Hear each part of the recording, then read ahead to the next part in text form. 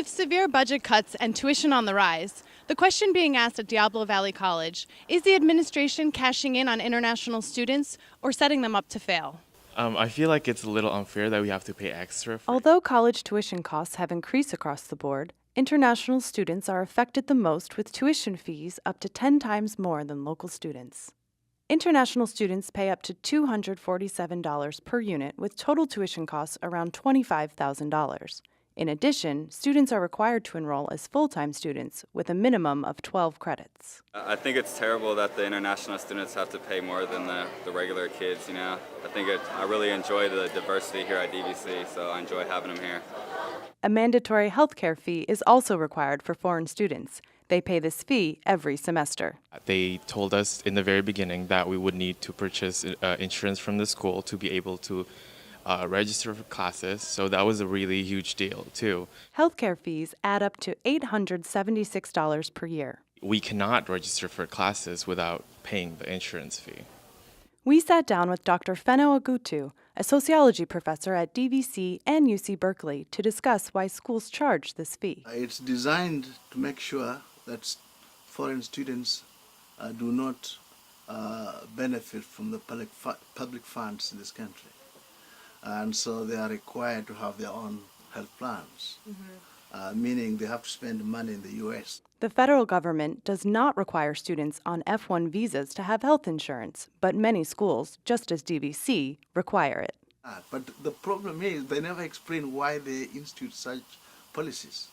The school's president's office and the International Education Center could not be reached for comments. Attending DVC comes at a high price for international students, but not all students are negatively affected by these extra costs. No, I'm not affected the extra cost from DVC. I think I should pay the extra cost at DVC because I'm not American citizen. I'm from China. I'm not paid test, so I should pay more. And I know now American government a little bit poor, so I should support American government.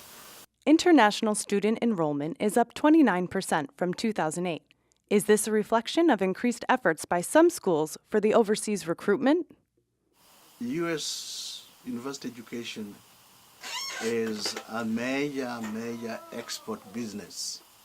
It brings thousands or millions or billions of dollars every year.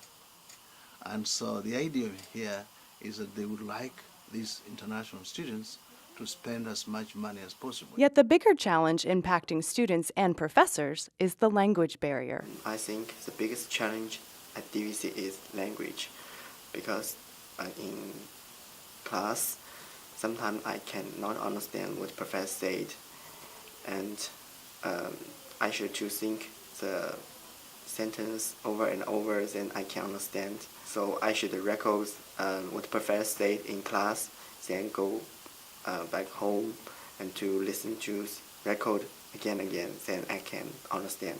So I feel like the English proficiency test prepared me because I worked really hard in trying to understand spoken English and to make sure that I can do the assignments assigned to me and all that.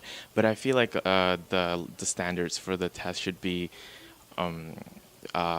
made a little higher, because I see some students are struggling with their English levels and understanding what the teacher says and everything. So, of the 1,500 international students attending DVC, 2/3 hold a GPA of 3.0 or above, with the remaining holding a GPA of 2.0 or less. English Department Area Chair Carrie Delaney Greger spoke on behalf of several teachers. I polled the English department, and many said they were concerned about placement, and they don't know that it's very accurate. With various opinions on campus, this issue opens the discussion on how colleges and universities throughout the nation can improve their student success rates. I'm Laura McCormick, reporting from Pleasant Hill. Now back to you in the studio.